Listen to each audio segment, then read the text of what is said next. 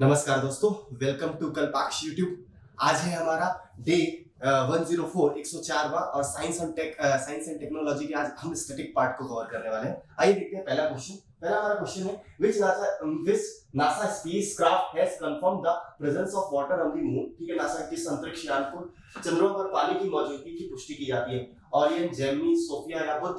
तो मुख्य रूप से ये जो स्पेसक्राफ्ट था सोफिया था, जिसने क्या किया था, ठीक है, पर्टिकुलरली कंफर्म किया था presence of water in the moon. ठीक है, तो ऑप्शन सी इसका राइट आंसर हो जाएगा। नेक्स्ट क्वेश्चन की बात करते हैं। According to the report released by the American magazine Science on July 26, 2018, a huge underground lake has been discovered on which planet, Jupiter, Saturn और Venus या Mars? अमेरिकी पत्रिका साइंस द्वारा 26 जुलाई 2018 को जारी रिपोर्ट के अनुसार किस ग्रह पर एक विशाल भूमिगत झील की खोज की गई थी? तो मुख्य रूप से जो भूमिगत झील देखी गई है, बिल्कुल एक खाई में देखी गई है। पर्टिकुलरली क्षेत्र उठा हुआ है। अगर हम जिस प्लैनेट की बात कर रहे हैं वो हमारा कौन सा है? मंगल की यहाँ पर बात हो रही है। तो ऑप्शन बी इसका राइट आंसर हो जाएगा। The fuel tank of the spacecraft Discovery, which was launched into space on July 4, 2006, was filled with, ठीक है, जो अंतरिक्ष यान डिस्कवरी था वो किस ईंधन टैंक से भरा हुआ था? Liquid hydrogen, liquid oxygen, mixture of liquid hydrogen, liquid oxygen, mixture of liquid hydrogen, liquid oxygen and liquid helium. तो मुख्य रूप से यहाँ पर लिक्विड हाइड्रोजन और लिक्विड ऑक्सीजन भरा हुआ था। तो इसका जो आंसर है ऑप्शन सी है। एक प्रकार से क्रायोजेनिक इंजन हम देखते हैं यहाँ से शुरू हुए थे, तो यहाँ पर लिक्विड हाइड्रोजन और लिक्विड ऑक्सीजन का यूज ईंधन के रूप में किया जाता था। नेक्स्ट क्वेश्चन की बात करते हैं। Which of the following animal names was sent into space on November 3rd, 1957, ठीक है, 1957 में किस जानवर के नाम को भेजा गया था? किस जानवर को भेजा गया था? तो हम जानते हैं, हमने इसके पहले भी बात की थी कि लाइका का मतलब क्या होता है? भौंकने वाला। रशियन जो लैंग्वेज है उसमें लाइका का मतलब होता है भौंकने वाला। तो मतलब एक कुत्ते को भेजा गया था जिसका नाम लाइका था। तो इसका जो आंसर है ऑप्शन बी हो जाएगा, लाइका। ठीक है, नेक्स्ट क्वेश्चन की बात करते हैं। The first man who set his foot on the moon, ठीक है, चांद पर पैर रखने वाला पहला आदमी कौन था? पहला व्यक्ति कौन था? तो नील आर्मस्ट्रांग, ये सभी जानते हैं। ऑप्शन बी इसका राइट आंसर हो जाएगा। Lunar orbital mission Selene 1 belongs to which of one of the following? जो हमारा सेलेन 1 है वो किससे बिलोंग करता है? तो ये जापान द्वारा भेजा गया था। तो इसका जो आंसर है ऑप्शन सी हो जाएगा। अपोलो 8 कब भेजा गया था? ऑन 21 दिसंबर 1998 में तो भेजा गया था, ये सभी को पता है। 21 दिसंबर, 7 फरवरी, 8 मार्च या 9 अप्रैल? तो मुख्य रूप से ये 21 दिसंबर को भेजा गया था। ऑप्शन ए इसका राइट आंसर हो जाएगा। This experiment will employ 3 spacecraft that will fly in the shape of an equilateral triangle, each side 1 million km long, with lasers shining between the vehicles. What does the alleged experiment refer to? Voyager 2, LISA, Pathfinder, New Horizon, Evolved, LISA। ठीक है, मुख्य रूप से इस प्रयोग में क्या किया गया था? तीन अंतरिक्ष यान की बात की जा रही है, जो लगभग एक में जो हर किससे होंगी? समबाहु त्रिभुज के आकार होंगे, और एक भुजा जो होगी उसकी 1 मिलियन किलोमीटर लंबी होगी। तो उसमें हम किसकी बात कर रहे हैं? किस मिशन की बात कर रहे हैं? तो मुख्य रूप से ये आपका इवॉल्व लिसा मिशन था। ठीक है, ऑप्शन डी इसका राइट आंसर हो जाएगा। नेक्स्ट क्वेश्चन की बात करते हैं। गैलीलियो प्रोजेक्ट किससे रिलेटेड है? तो गैलीलियो प्रोजेक्ट हम देखते हैं नेविगेशन सिस्टम था। पहले भी हमने इस क्वेश्चन को देखा था, इस क्वेश्चन के बारे में पहले भी बात की थी। ठीक है, जब हम IRNSS वगैरह की बात कर रहे थे तो हमने गैलीलियो भी नाम लिया था। तो यूरोपियन एजेंसी का ये नेविगेशन सिस्टम है। ठीक है, तो देखते हैं एन इंडिजिनस मिसाइल डिफेंस, ठीक है, नहीं होगा। A project developed by Indian collaboration with Canada, environment protection project being developed by Japan, a multi satellite operation project being developed by the European union. ठीक है, ये यूरोपियन यूनियन का एक GPS system है गैलीलियो। ठीक है, तो इसका जो आंसर है ऑप्शन डी हो जाएगा। नेक्स्ट क्वेश्चन की बात करते हैं। Which of the following is a spacecraft? ठीक है, इनमें से कौन से अंतरिक्ष यान है? ठीक है, तो मुख्य रूप से अपन यहाँ पर देखें तो स्पेसक्राफ्ट के फॉर्म में हमें कैसिनी भी दिखाई देता है। ठीक है, उसके अलावा हमें टेक्सार और एक स्पिट्जर भी हमारा स्पेसक्राफ्ट था। तो मुख्य रूप से यहाँ पर लिखा होने से कौन सा नहीं है? तो अपोसिस जो है वो आपका स्पेसक्राफ्ट में नहीं आता है, मिशन है एक प्रकार का। ठीक है, बाकी जो हमारे तीनों है वो आपके किसमें आते हैं? एक प्रकार के स्पेसक्राफ्ट है। नेक्स्ट क्वेश्चन की बात करते हैं। NASA spacecraft Cassini is on the, ठीक है, यहाँ पर फिर से नाम आ गया कैसिनी स्पेसक्राफ्ट। ठीक है, तो जो कैसिनी स्पेसक्राफ्ट है, ठीक है, पर्टिकुलरली किस प्लैनेट के लिए भेजा गया था? तो मुख्य रूप से हमने देखा था कि जो कैसिनी है वो किससे रिलेटेड है? आपके सैटर्न से रिलेटेड है। ठीक है, तो जिसका आंसर है सनी हो जाएगा, ऑप्शन सी। नेक्स्ट क्वेश्चन की बात करते हैं। which of the following pairs is are correctly matched? Cassini Huygens orbiting Venus and transmitting data to Earth. ठीक, तो यहाँ पर क्या हुआ? कैसिनी किसके लिए भेजा गया था? जो ह्यूरियंस था वो शुक्र में नहीं भेजा गया था। ये मुख्यतः किससे रिलेटेड था? हमने देखा था अभी सैटर्न से रिलेटेड था। तो हमारा फर्स्ट स्टेटमेंट यहाँ पर इनकरेक्ट हो जाएगा। Messenger mapping and exploration of Mercury, Voyager 1 एंड 2 बाहरी सौर मंडल का अन्वेषण करना था। ठीक, तो मुख्य रूप से हमारा पहला बस यहाँ पर इनकरेक्ट है, सेकंड और थर्ड हमारे सही है। मैसेंजर जो है वो बुध के मानचित्र और अन्वेषण के लिए भेजा गया था, और जो वाइगर था, वाइजर 1 और 2 था, वो जो हमारा एक्सप्लोरेशन था किसका, आउटर सोलर सिस्टम का, सेकंड और थर्ड हमारे सही हो जाएंगे। इसका जो आंसर है ऑप्शन बी हो जाएगा 2 और 3। नेक्स्ट क्वेश्चन की बात करें, while landing on the earth the spacecraft loses radio contact with the ground station for some moment. ठीक, पृथ्वी पर उतरते समय अंतरिक्ष यान कुछ क्षणों के लिए ग्राउंड स्टेशन से रेडियो संपर्क खो देता है।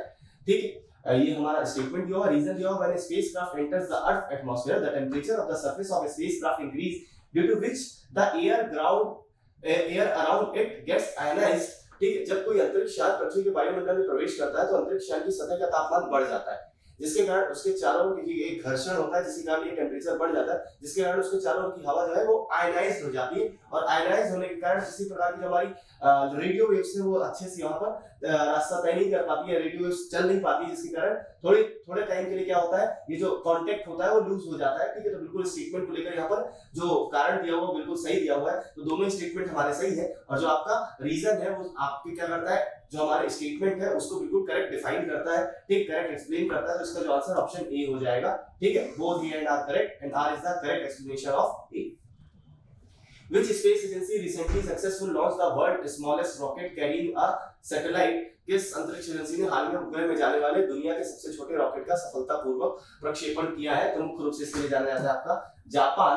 ठीक है, आज के टाइम पर ये थोड़ा सा चेंज है, अगर ये देखें तो थोड़ा सा पुराना क्वेश्चन है, उसके बेसिस पे अगर हम देखें तो थोड़ा सा आज से 5 साल पहले की बात हो रही है। तो यहाँ पर जाक्सा ने ऐसा भेजा था, लेकिन इसके अलावा और भी अन्य ऐसे हैं जिन्होंने छोटे छोटे स्मॉलेस्ट क्या कर रहे हैं, रॉकेट भेजे हैं। ठीक है, तो जाक्सा इसका आंसर हो जाएगा। CNES is the space agency of which country? ठीक है, CNES किसकी है? रशिया, जर्मनी, फ्रांस और कनाडा। तो ये फ्रांस की क्या है, अंतरिक्ष एजेंसी है, पर्टिकुलरली ये फ्रेंच नेम दिया हुआ है। ठीक है, यूडो सिस्टम करके ऐसे स्पेस करके वहां पर, तो फ्रांस के एक्चुअली पे ये क्या है, ठीक है, स्पेस एजेंसी है। ऑप्शन सी इसका राइट आंसर हो जाएगा। नेक्स्ट क्वेश्चन की बात करते हैं, NASA jet propulsion laboratory is located at, ठीक है, ह्यूस्टन, लॉस एंजलिस, पासाडेना या केप केनेडी। तो मुख्य रूप से जो नासा का जेट प्रोपल्शन लैबोरेटरी है वो कहां पर है, पासाडेना में है। पासाडेना ये आपका कैलिफोर्निया में है। ठीक है, तो इसका जो आंसर ऑप्शन सी हो जाएगा, पासाडेना, कैलिफोर्निया। ठीक है, who holds the record for the longest space journey by NASA astronaut on the international space station? Mark Van Hip, यागर डब्रो, ठीक है, उसके बाद एंटोन स्काप्लोरो, ठीक है, और उसके बाद इनमें से कोई नहीं। ठीक है, तो मुख्य रूप से अपन देखें तो जो सबसे पहले लंबी अंतरिक्ष यात्रा का रिकॉर्ड किसके नाम पर है, ठीक, तो यहाँ पर अगर इन नामों में देखा जाए, ठीक है, तो इन नामों में हमें एक दिखाई देता है ऑप्शन ए, मार्क वेंडेट हिप। ठीक है, इनका लगभग मेरे हिसाब से 340 से 350 के आसपास लगभग इन्होंने दिनों में समय बिताया है। ठीक है, स्पेस स्टेशन में। ठीक, ये हमारा जो ऑप्शन ए है इसका वो राइट आंसर हो जाएगा। ठीक, नेक्स्ट क्वेश्चन की बात करते हैं, what is the name of the recently launched last module of China's Tiangong space station? ठीक है, चीन के तियांगोंग स्पेस स्टेशन में हाल ही में लॉन्च किए गए अंतिम मॉड्यूल का नाम क्या है? मेंगाटियन, ताहे, वेंटियन या more than one of the above. तो मुख्य रूप से इसका जो आंसर हो जाएगा वो मेंगाटियन हो जाएगा। ठीक, ऑप्शन ए इसका राइट आंसर है। बहुत ज्यादा स्टैटिक क्वेश्चन है। ठीक, which one of the following pair is not correctly matched? Cosmic background satellite program explorer, Falcon submarine cable system, Discovery space shuttle, Atlantis space station। ठीक है, जो cosmic background है वो सैटेलाइट प्रोग्राम एक्सप्लोरर है, falcon इनमें से कौन से सही सुमेलित नहीं है? ठीक, तो मुख्य रूप से आपका जो एटलांटिस है वो यहाँ पर स्पेस स्टेशन नहीं है। ठीक है, डिस्कवरी स्पेस शटल है। ठीक है, तो इसके अलावा जो हमारा एटलांटिस है वो स्पेस स्टेशन में नहीं आता, तो इसका जो आंसर ऑप्शन डी हो जाएगा। नेक्स्ट क्वेश्चन की बात करते हैं, which one of the following countries has own satellite navigation system? ठीक है, निम्नलिखित में से किस देश के पास अपनी स्वयं की उपग्रह नेविगेशन प्रणाली है?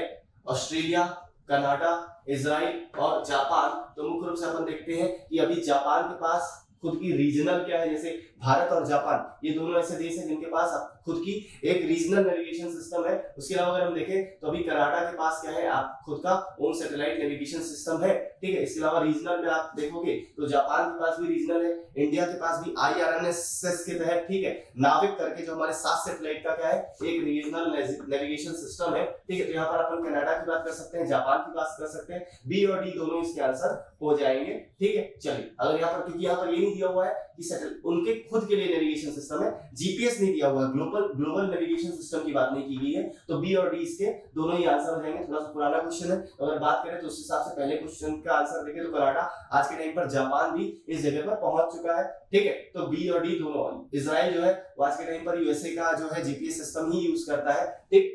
तो ये आपके आंसर हो जाएंगे बी और डी। चलिए नेक्स्ट क्वेश्चन की बात करते हैं। NISAR satellite has been jointly developed by which of the following organisation, ठीक है। जो निसार है वो किसके द्वारा चालू किया गया था, तो निसार सैटेलाइट जो मिशन है वो आप देखते हो इसरो और नासा के बीच का है, ठीक है। तो इसमें जो आंसर है वो हो जाएगा ईएसए, इसरो, रॉसकॉस्मोस, सीएनएसएस, ठीक है, इसरो, नासा, ईएसए, ठीक है। यहाँ पर अगर देखें तो ईएसओ क्या है, ईएसए पूरा जो यूरोपियन कंट्रीज है उनका क्या है, पूरा ग्रुप का एक क्या है, स्पेस एजेंसी है, यूरोपियन इसरो एजेंसी, ठीक है, यूरोपियन स्पेस एजेंसी। इसरो क्या है, इसरो इंडिया की स्पेस एजेंसी है। रॉसकॉस्मोस कहाँ की है, रसिया की, ठीक है। सीएनएसए सेंसा की बात करें, चाइना का क्या है, ठीक है, स्पेस एजेंसी है। इसरो और नासा, ठीक है, तो नासा किसकी है, यूएसए की है, ठीक है। तो इसका जो आंसर ऑप्शन सी हो जाएगा। नेक्स्ट क्वेश्चन की बात करते हैं।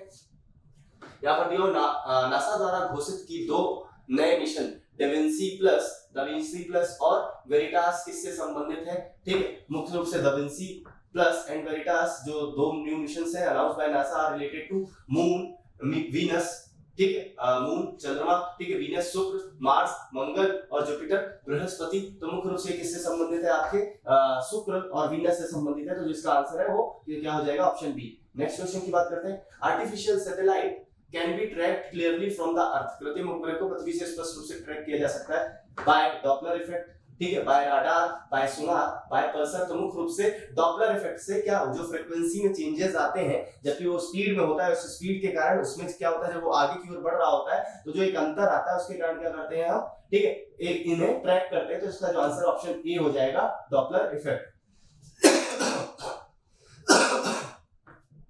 जीएसएलवी T2, ठीक, जिसे लॉन्च किया गया हाल ही में, वो किससे संबंधित है, ठीक है। As a defence satellite, exploration satellite, communication satellite और ट्रैफिक सैटेलाइट। एक रक्षा उपग्रह है, अन्वेषण उपग्रह, संचार उपग्रह या यातायात उपग्रह। तो मुख्य रूप से ये एक प्रकार का संचार उपग्रह है। तो ऑप्शन सी इसका राइट आंसर हो जाएगा। Consider the following statement. Vigyan rail is a science exhibition on wheels organised by the council of scientific and industrial research, ठीक है। मुख्य रूप से क्या दिया हुआ है कि ये स्टेटमेंट में दिया हुआ है कि पूछा क्या गया है पहला, ठीक है, विज्ञान रेल जो है वो किसके द्वारा, एक साइंस एग्जीबिशन है, ठीक है, on wheels organised by the council of CSIR द्वारा चलाया जा रहा है, ठीक। यहाँ पर हम देखें तो जो विज्ञान रेल है वो तो आपका CSIR द्वारा ही चलाया गया है, ठीक है। एक प्रकार का साइंस एग्जीबिशन। विज्ञान रेल वैज्ञानिक और औद्योगिक अनुसंधान परिषद द्वारा आयोजित पहियों का विज्ञान प्रदर्शनी है, ठीक। तो ये जो आपका पहला स्टेटमेंट है वो आपका करेक्ट होगा। विज्ञान प्रसार is an autonomous body under the ministry of human resource and development, ठीक है। अगर हम बात करें तो ये जो विज्ञान प्रसार है, जो आपका विज्ञान प्रसार है वो ऑटोनोमस बॉडी की, तो अगर हम बात करें तो इसके अंदर का जो इसकी मिनिस्ट्री दी हुई है, मिनिस्ट्री ह्यूमन रिसोर्स डेवलपमेंट नहीं है, जो हमारी इसकी मिनिस्ट्री है वो किसके अंदर आ जाती है, जो आपका डिपार्टमेंट है, डिपार्टमेंट ऑफ साइंस एंड, ये पर्टिकुलरली मिनिस्ट्री में नहीं आता, आपका department of science and technology पर आता है। हमारा जो सेकंड स्टेटमेंट है वो हमारा इनकरेक्ट होगा। ISRO educational satellite was launched from French Guiana in 2004। जो इसरो का शैक्षणिक उपग्रह एडुसेट है 2004 में फ्रेंच गुयाना से लॉन्च किया गया था। जो आपका एडुसेट है उसे आपको कहां से लॉन्च किया गया था, ये हमारा SDSC से लॉन्च किया गया था, सतीश धवन स्पेस सेंटर से लॉन्च किया गया था, ठीक है। तो हमारा थर्ड स्टेटमेंट यहाँ पर इनकरेक्ट हो जाएगा। फर्स्ट स्टेटमेंट बस यहाँ पर सही है, ठीक है। तो इसमें से कौन सी सही है, ठीक है। तो 1 2 3 1 2 एंड 3 नल, ठीक। तो यहाँ पर अगर देखिए तो एक ऑप्शन हमारे नहीं दिए हुए, ठीक है। इनमें से कोई भी हमारे जो है वो आपके आंसर सही नहीं है, ओनली 1, ठीक है। इसका जो आंसर हो जाएगा वो ओनली 1 हो जाएगा। इसका सिर्फ पहला स्टेटमेंट जो है वो आपका करेक्ट है, ठीक है। बाकी सेकंड और थर्ड आपके इनकरेक्ट है। चलिए नेक्स्ट क्वेश्चन की बात करते हैं। हमारा नेक्स्ट क्वेश्चन है, India has become the first nation to send satellite EDUSAT into space for educational service. When was the satellite launched, ठीक है। भारत शैक्षणिक सेवाओं के लिए अंतरिक्ष में उपग्रह एडुसेट भेजने वाला पहला देश बन गया। यह उपग्रह कब प्रक्षेपित किया गया था, अभी हमने रिसेंट के क्वेश्चन में देखा था कि इसे 2004 में भेजा गया था, ठीक है। अब यहाँ पर आप देखें 2003 3 दिया हुआ है, तो ए और डी तो इसके होंगे नहीं, ठीक है। तो जो इसका आंसर है वो क्या हो जाएगा, 20 सितंबर को भेजा गया था, ठीक है, 2004 में। तो इसका जो आंसर ऑप्शन बी हो जाएगा। नेक्स्ट क्वेश्चन की बात करते हैं। Chandra x ray telescope was named in honour of which scientist, ठीक है। चंद्रा एक्सरे दूरबीन का नाम किस वैज्ञानिक के सम्मान में रखा गया था, चंद्रशेखर वेंकट रमन, जगदीश चंद्र बोस, प्रफुल्ल चंद्र राय या सुब्रमण्यम चंद्रशेखर। ठीक है, तो इसका जो नाम रखा गया था वो सुब्रमण्यम चंद्रशेखर के नाम पर रखा गया था। ऑप्शन डी इसका आंसर हो जाएगा। What is Jio stationery position? Jio stationery position क्या होती है? तो हमने पहले भी बात की थी कि पृथ्वी जो है, पृथ्वी से लगभग हम क्या करते हैं 36,000 किलोमीटर पर जब किसी सैटेलाइट को रखते हैं, ठीक है, तो उसकी जो पोजीशन है, जबकि पृथ्वी मतलब ये जितना पृथ्वी टाइम लगाती है अपने चारों ओर अक्ष में घूमने में 24 घंटे, उतना ही टाइम इसको लगता है क्या पृथ्वी के चारों ओर चक्कर लगाने में। इसीलिए किसी स्थान पर ये हमेशा उसे स्थिर दिखाई देता है, स्टेशनरी दिखाई देता है। ठीक है, तो हम देखते हैं जियो स्टेशनरी पोजीशन का मतलब when the earth will stop rotating around the sun, when an object is located between moon and the earth, when an object moves around the earth at speed proportional to the earth speed. ठीक, it is at a certain distance from any place on the अर्थ। ठीक है, तो बिल्कुल जो हमारा क्या है, जब कोई वस्तु पृथ्वी की गति से समानुपातिक गति के चारों ओर होती है और पृथ्वी पर किसी भी एक स्थान से एक निश्चित दूरी पर होती है। ठीक है, तो इसका जो आंसर है ऑप्शन सी हो जाएगा। देखते हैं और perfect answer, when the substance is at a certain distance from the earth, जब पदार्थ पृथ्वी से, तो यहाँ पर ये चीज को बिल्कुल हम नहीं कह सकते, बिल्कुल हाँ एक सर्टेन डिस्टेंस जो है पृथ्वी से बनी हुई है लगभग 36,000 किलोमीटर पर, हम क्या बोलते हैं यहाँ पर अगर किसी प्रकार की हम सैटेलाइट को छोड़ते हैं तो लगभग 24 घंटे लेता है। ठीक है, तो इसका जो आंसर है ऑप्शन सी हो जाएगा। चलिए नेक्स्ट क्वेश्चन की बात करते हैं। नेक्स्ट हमारा क्वेश्चन है, ठीक है, लिस्ट फर्स्ट मैच करना है लिस्ट सेकंड से। ठीक है, लिस्ट फर्स्ट में दिए हुए हैं Curiosity rover, Messenger aerial vehicle, Rustom 1 spacecraft, Akash 2। ठीक है, तो मेनली हम बात करें क्यूरियोसिटी रोवर, ठीक है, मुख्य रूप से अगर हम बात करें जो क्यूरियोसिटी रोवर है, तो अपन देखते हैं जो क्यूरियोसिटी है इसे 2003 या 4 के आसपास किसमें भेजा गया था, ये किसमें भेजा गया था, मार्स में भेजा गया। आपका क्या है, अन्वेषण अंतरिक्ष यान है। अगर यहाँ पर देखिए टैबलेट, डीआरडीओ, यूएसए मंगल अन्वेषण, नासा का बुध। ठीक, तो हमारा जो पहले का ए का हो जाएगा वो क्या हो जाएगा, ए का हो जाएगा 3।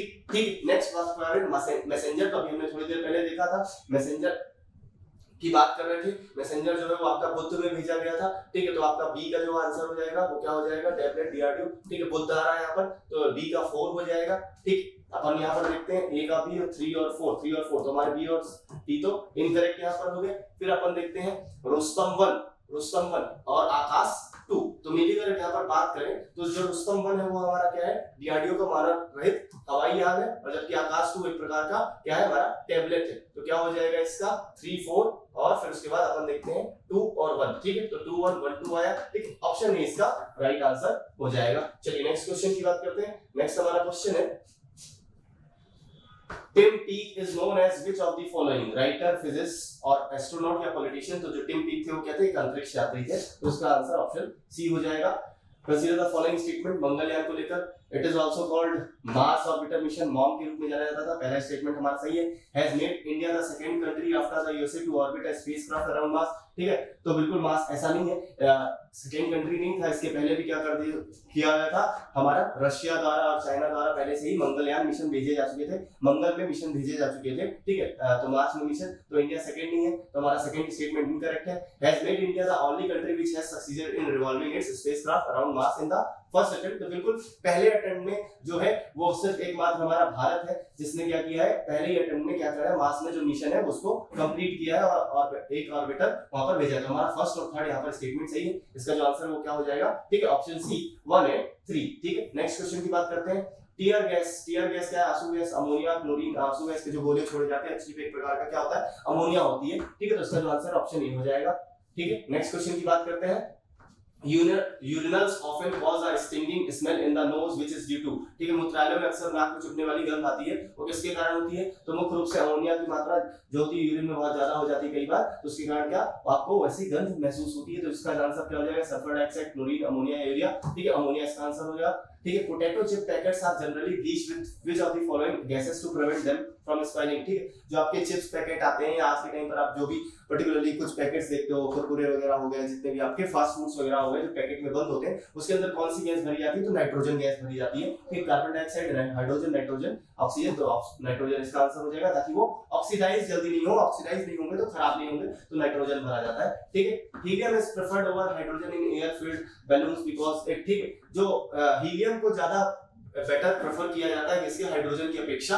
क्यों ऐसा होता है? क्योंकि आप जानते हो जो हाइड्रोजन है, हाइड्रोजन एक ईंधन के रूप में भी काम कर सकता है और एक्सप्लोड हो सकता है, एक्सप्लोजन हो सकता है, जबकि हीलियम इस प्रकार का एक्सप्लोजन नहीं होता है, इसलिए हीलियम का यूज किया जाता है हाइड्रोजन की अपेक्षा। क्या दिया हुआ है? Is relatively cheap, relatively less dense, relatively high lifting power, does not form explosive mixture with air। ठीक है, तो हवा के साथ वही कि हाइड्रोजन का एक प्रकार से एक ईंधन होता है, एक फ्यूल होता है, अगर वो ऑक्सीजन के साथ रिएक्ट कर जाए तो हो सकता है कि ऐसी स्थिति में वो फट सकता है, एक्सप्लोड हो सकता है। ठीक है, तो हम क्या करते हैं, हीलियम का यूज करते हैं, वो एक प्रकार की नॉन रिएक्टिव है, किसी प्रकार से रिएक्शन नहीं करती, तो ऑप्शन डी इसका राइट आंसर हो जाएगा। ठीक है, हवा के साथ विस्फोट मिश्रण नहीं बनाता है। नेक्स्ट क्वेश्चन की बात करते हैं, स्ट्रेंजर गैस किसे बोलते हैं, आर्गन, नियॉन, जिनॉन या नाइट्रस ऑक्साइड। तो जिनॉन को स्ट्रेंजर गैस के रूप में जाना जाता है, ऑप्शन सी इसका राइट आंसर हो जाएगा।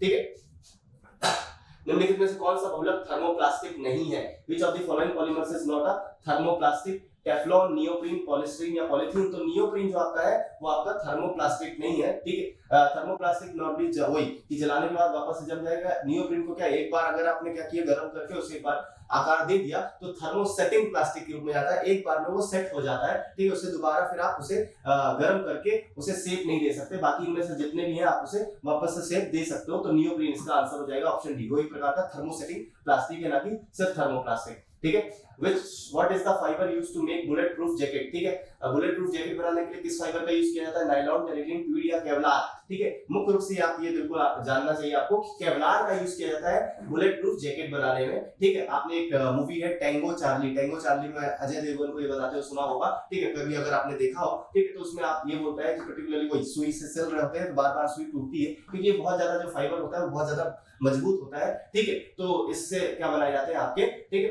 बुलेट प्रूफ जैकेट बनाया जाता है, ऑप्शन डी इसका आंसर हो जाएगा, केवलार। नेक्स्ट क्वेश्चन की बात करते हैं, आरडीएक्स को किसने इन्वेंट किया था? अल्फ्रेड नोबल, सॉडी, बर्जेलियस या हेनिंग। तो ये हेनिंग द्वारा क्या किया गया था, आविष्कार किया गया था, इसको इन्वेंट किया गया था, ऑप्शन डी इसका राइट आंसर हो जाएगा। Which of the following is a major component of clove oil? निम्नलिखित में से कौन सा लौंग का तेल का प्रमुख घटक है?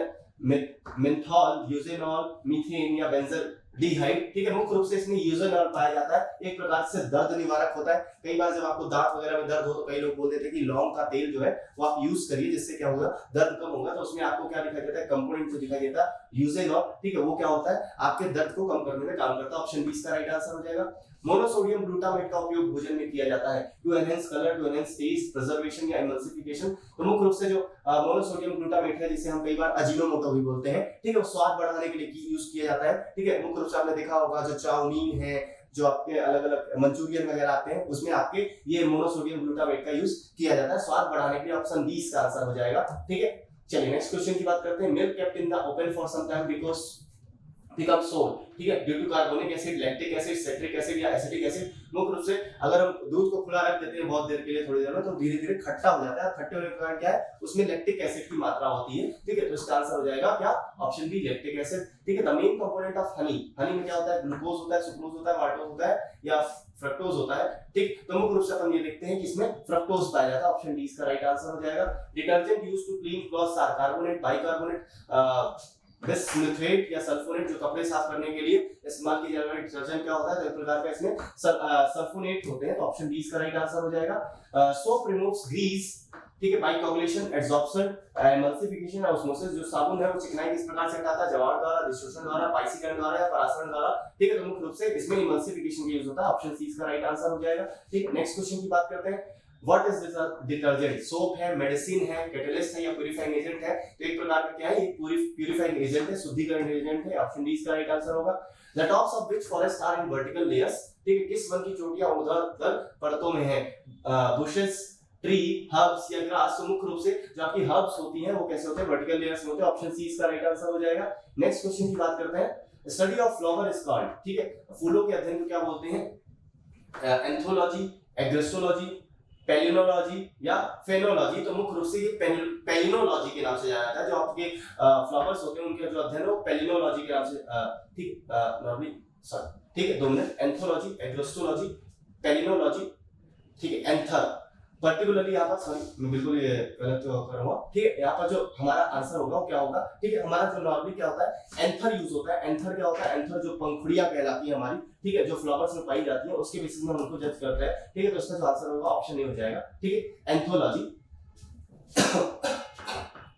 चलिए नेक्स्ट क्वेश्चन की बात करते हैं, मधुमक्खी पालन को क्या कहते हैं? एपीकल्चर, सेरीकल्चर, एग्रोनॉमी या हॉर्टिकल्चर? मधुमक्खी पालन देखो पहले दिया हुआ है, ठीक है। हिंदी में अगर आप एपीकल्चर को चेंज करेंगे तो उसे मधुमक्खी पालन बोलते हैं, तो इसका जो आंसर ऑप्शन ए हो जाएगा एपीकल्चर। नेक्स्ट क्वेश्चन की बात करते हैं, पीडियाट्रिक्स, ठीक है, is related to study of which of the following. जो पीडियाट्रिक्स है वो किससे रिलेटेड है? जो पीडियाट्रिक्स अपन देखते हैं, जो पीडिया होता है वो किससे रिलेटेड होता है? आपका मुख्य रूप से, ठीक है, चिल्ड्रंस को जो डिजीज होती है, आप देखते हो पीडियाट्रिशियन जो हमारे डॉक्टर जो कि बच्चों का इलाज करते हैं उन्हें हम पीडियाट्रिशियन बोलते हैं, ठीक है। तो ऑप्शन सी इसका राइट आंसर हो जाएगा, children's disease. A scientist wants to study the virus of a plant infected with a viral disease. For this, which of the following plant parts should be not select? ठीक है, एक वैज्ञानिक viral रोग से संक्रमित पौधे के वायरस का अध्ययन करना चाहता है, इसके लिए उसे निम्नलिखित में से कौन सा पौधा का भाग नहीं चुनना होगा? मैरो, शूट पायनियर, न्यूट्रिएंट्स या कॉर्टेक्स? तो मुख्य रूप से पोषक तत्वों का इसका कोई रोल नहीं है, क्योंकि पोषक तत्वों पर किसी प्रकार से इन वायरस का प्रभाव हमें नहीं दिखाई देता, तो ऑप्शन सी इसका राइट आंसर हो जाएगा, जिसे हम सेलेक्ट नहीं करेंगे। बाकी मैरो, शूट पायनियर और कॉर्टेक्स का उसमें क्या कर सकते हैं, हम चूज कर सकते हैं। नेक्स्ट क्वेश्चन की बात करते हैं, study of internal structure of plant is called, ठीक है, पौधों की जो आंतरिक संरचना है उसके अध्ययन को क्या बोलते हैं? मॉर्फोलॉजी, टेक्सोनॉमी, एनाटॉमी या टेक? तो मुख्य रूप से उसके शरीर की रचना को जानने की कोशिश कर रहे हैं, तो इसे मुख्य रूप से एनाटॉमी के नाम से जाना था। ऑप्शन सी इसका राइट आंसर हो जाएगा।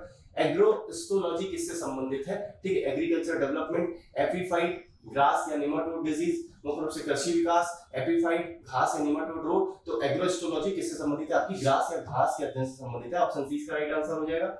The science which studies the progress of mankind through the laws of heredity is called, ठीक है, वह विज्ञान जो आनुवंशिकता के नियमों के माध्यम से मानव जाति की प्रगति का अध्ययन करता है उसे क्या कहते हैं? ठीक है, एम्ब्रियोलॉजी, एंडोक्राइनोलॉजी, यूजेनिक्स या यूथेनिक्स? तो इसे मुख्य रूप से यूजेनिक्स कहा जाता है, तो ऑप्शन सी इसका राइट आंसर हो जाएगा। नेक्स्ट क्वेश्चन की बात करते हैं, the science of vegetable farming is called, ठीक है, सब्जी की खेती को मुख्य रूप से क्या बोलते हैं? ठीक है, floriculture, cultivation of vegetables, horticulture, agriculture? तो मुख्य रूप से ओलेरीकल्चर के नाम से जाना जाता है, ऑप्शन बी इसका राइट आंसर हो जाएगा। नेक्स्ट क्वेश्चन की बात करते हैं, विटीकल्चर क्या है?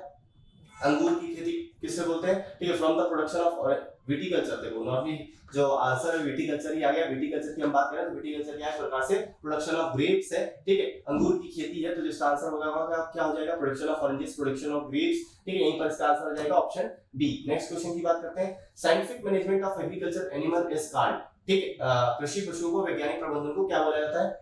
Fisheries, poultry farming, bee keeping या एनिमल हस्बेंड्री? तो मुख्य रूप से अगर हम पशुपालन को देखते हैं तो पशुपालन में क्या आता है? एक प्रकार से आपका एनिमल हस्बेंड्री आ जाता है, तो ऑप्शन डी इसका आंसर हो जाएगा। नेक्स्ट क्वेश्चन की बात करते हैं, what is the histology related to, ठीक है, तो हिस्टोलॉजी किससे रिलेटेड है? टिश्यू, वायरस, प्रोटोप्लाज्म या सेल से? तो ये मुख्य रूप से टिश्यू से रिलेटेड, ऑप्शन इसका आंसर ए आंसर हो जाएगा।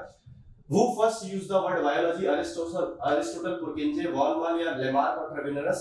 ठीक है, मुख्य रूप से जो इसका नाम है वो किसने पहली बार यूज किया था बायोलॉजी? वो लेमार्क और ट्रेविनरस ने यूज किया था। बाकी अगर हम देखें तो बायोलॉजी के जो फादर है वो किसे माना जाता है? अरिस्टोटल को माना जाता है, अरस्तु को माना जाता है। इसका आंसर जो ऑप्शन डी हो जाएगा, ठीक है, जिन्होंने पहली बार बायोलॉजी वर्ड का यूज किया था।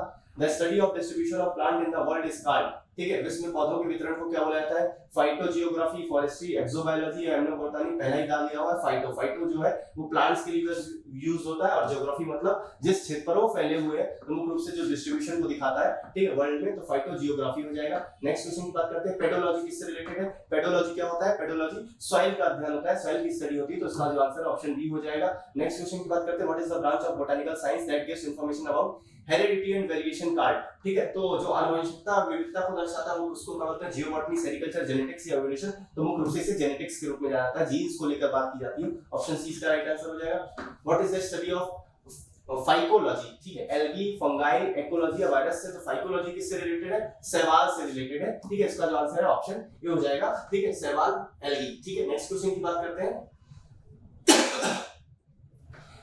ठीक है, यहाँ पर दिया हुआ जेरेंटोलॉजी किससे रिलेटेड है? जेरेंटोलॉजी मेनली जो आपके वृद्ध अवस्था से रिलेटेड है, ठीक है, जहां पर अपन बात करते हैं वृद्ध जो हमारे मानव जाति के लोग होते हैं उनसे वृद्ध वयस्क से संबंधित है। Care of patient with genetic problems, patient with terminal illness, patient with community setting या स्टडी ऑफ ओल्डर एडल्ट्स? तो मुख्य रूप से वृद्ध वयस्कों का अध्ययन जेरेंटोलॉजी कहलाता है, ऑप्शन डी इसका राइट आंसर हो जाएगा। नेक्स्ट क्वेश्चन की बात करते हैं, in which branch of botany is development of forest described? ठीक है, वनस्पति विज्ञान को किस शाखा के वनों में के विकास वर्णन में पढ़ा जाता है? एक्वाकल्चर, सिल्वीकल्चर, फ्लोरिकल्चर या एग्रीकल्चर? तो मुख्य रूप से इसे क्या बोला जाएगा? सिल्वीकल्चर के फॉर्म में बोला जाता है, ऑप्शन बी इसका जो है वो राइट आंसर हो जाएगा। अंगूर का अध्ययन क्या कहलाता है? ठीक है, study of grapes, viticulture, floriculture, fruit agronomy या सिल्कवॉर्म? तो हमने पहले भी देखा था विटीकल्चर होता है, ऑप्शन ए इसका राइट आंसर हो जाएगा। ठीक है, विटिकल्चर। नेक्स्ट क्वेश्चन की बात करते हैं, स्टडी ऑफ पॉलन ग्रेन्स, पराग कणों की हम बात करते हैं। फाइकोलॉजी तो हमारा होगा नहीं, फाइकोलॉजी की हमने पहले ही बात कर ली कि किससे रिलेटेड है, हमारे अलगी से रिलेटेड है। पेलिनोलॉजी, पोमोलॉजी या माइकोलॉजी, तो मुख्य रूप से यहाँ पर क्या होता है वही नॉर्मली हम देखते हैं। जब हमने फ्लावर की बात की थी, ठीक है, तो फ्लावर हमने देखा था, वहां पर हमने देख लिया था एंथोलॉजी बोला जाता है। जब पॉलन ग्रेन्स की बात की जाती है, पराग कणों की बात की जाती है जो फूलों से निकलते हैं, तो उसे पेलिनोलॉजी के रूप में जाना जाता है। तो इसका जो आंसर है ऑप्शन बी हो जाएगा। फ्लावर के लिए हमने क्या देखा था, एंथोलॉजी, ठीक है, पूरा पूरा। तो वहां पर जो चेंज है वो थोड़ा सा जो चेंज आया था वो ये आ जाएगा कि जो पॉलन ग्रेन्स है जो आपके फूलों में ही होते हैं, ठीक है, उससे हम किसके अंतर्गत पढ़ते हैं, पेलिनोलॉजी के अंतर्गत पढ़ते हैं। ऑप्शन बी इसका राइट आंसर होगा। नेक्स्ट क्वेश्चन की बात करें, science of flower cultivation is called olericulture, pomology, floriculture या फ्लोरोलॉजी, ठीक है। फूलों की खेती के विज्ञान को हम क्या बोलते हैं, तो मुख्य रूप से यहाँ पर जो नाम आ जाता है वो क्या आ जाता है, फूलों की खेती की जाए, फूलों का अध्ययन नहीं, यहाँ पर फूलों की खेती की बात की जाए तो उसे हम फ्लोरिकल्चर के रूप में देखते हैं। ऑप्शन सी हो जाएगा, ठीक है। वो is known as the father of biology, father of biology Aristotle को बोला जाता है, अरस्तु को बोला जाता है, ठीक है। नेक्स्ट क्वेश्चन की बात करते हैं, scientific name of bee keeping is horticulture, sericulture, apiculture या वर्मीकल्चर, तो मुख्य मधुमक्खी पालन का एपीकल्चर होता है। ऑप्शन सी इसका राइट आंसर हो जाएगा।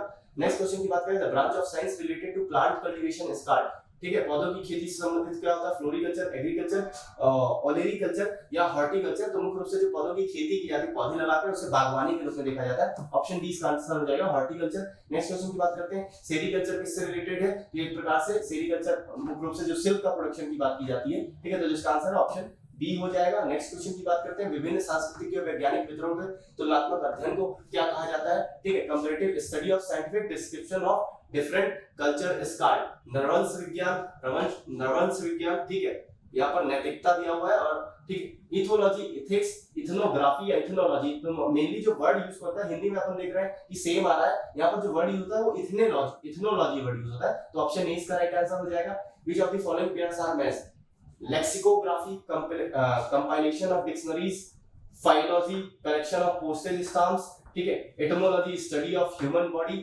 iconography, study of insects। तो iconography में अपन चित्र वगैरह देखते हैं, आइकॉन्स जो अपने बनते हैं, आइकॉन्स पर्टिकुलरली किसी चीज को, किसी कमांड को आइकॉन के फॉर्म में, जैसे आप जो एप्स देखते हो वो आपके क्या होते हैं, इसी प्रकार से किस प्रकार के फॉर्म होते हैं, पर्टिकुलरली आपके एक चित्र के फॉर्म में या ग्राफ के फॉर्म में दिखाई देते हैं। तो आइकोनोग्राफी कीटों के अध्ययन से संबंधित नहीं है, चित्र या आपके ग्राफ्स के जो चित्र हैं उनसे संबंधित रिलेटेड होता है, ठीक है।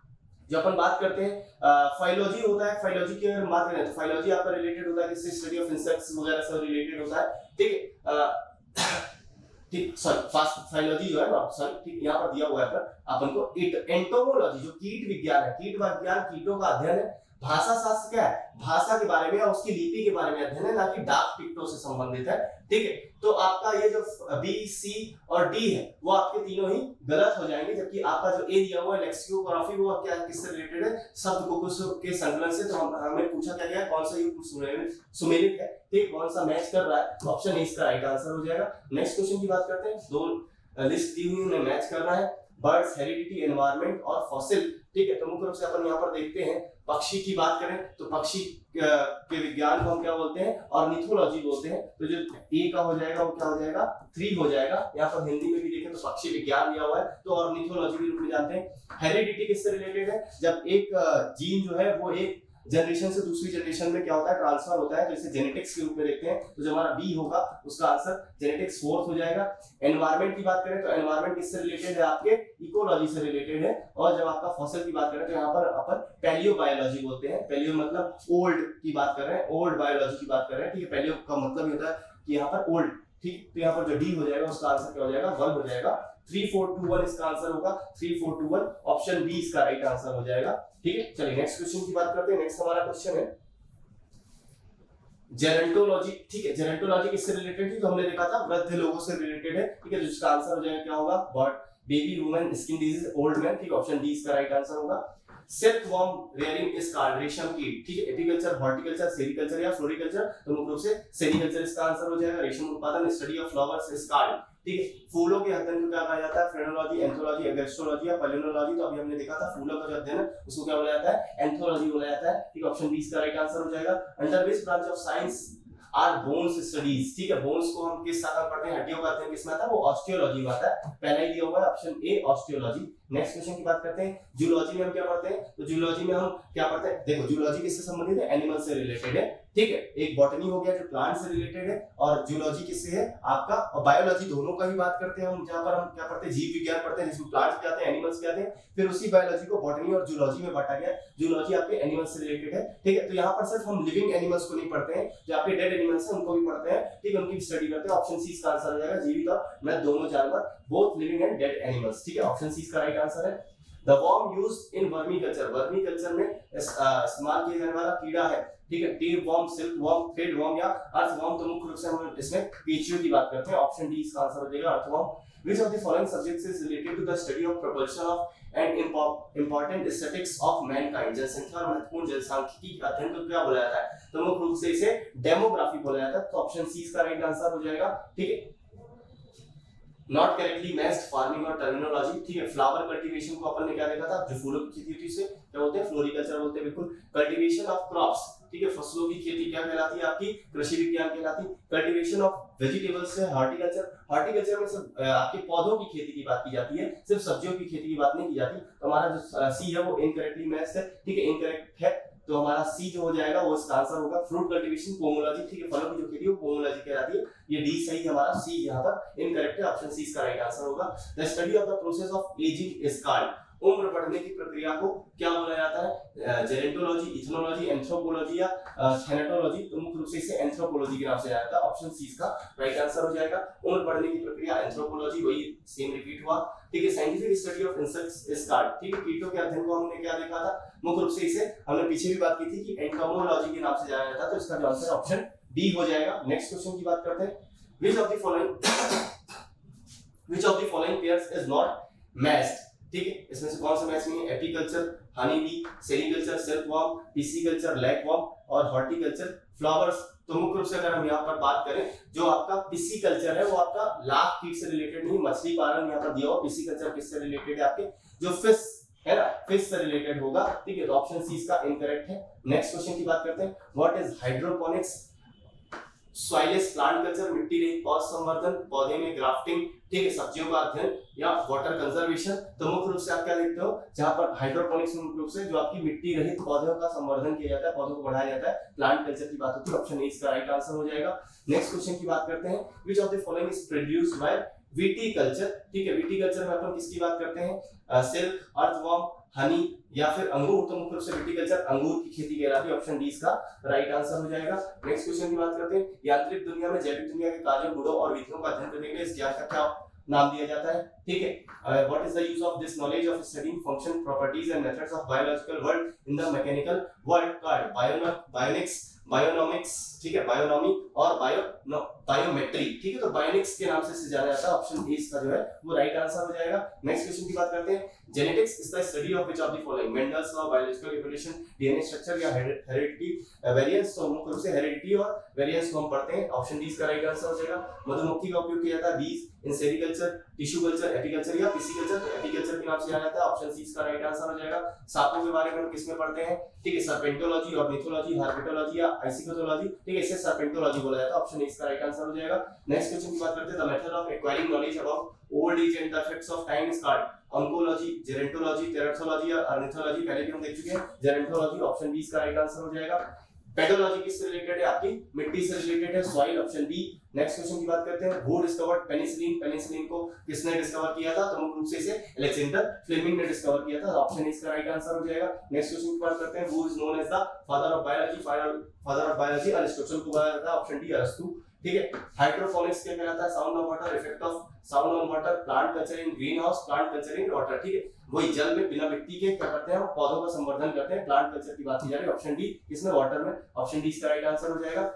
Bio resistance properties in penicillin were discovered, ठीक है, पेनिसिलिन के जैव प्रतिरोधी गुणों की खोज किसने की थी, ठीक है, मुख्य रूप से वही नाम जो आता है वो अलेक्जेंडर फ्लेमिंग, तो ऑप्शन सी इसका राइट आंसर आ जाएगा, ठीक है। वो इन्वेंटेड वैक्सीनेशन, टीकाकरण किससे स्टार्ट हुआ था, तो हमने सबसे पहले देखा था कि मुख्य रूप से एडवर्ड जेनर साहब ने क्या किया था, स्मॉल पॉक्स के लिए सबसे पहला टीका बनाया था, वहीं से वैक्सीनेशन की स्टार्ट होती है, ऑप्शन बी इसका राइट आंसर हो जाएगा। इसी के साथ हमारे यहाँ पर 100 क्वेश्चन कंप्लीट होते हैं, ठीक, फिर मिलते हैं अगली बार, जय हिंद।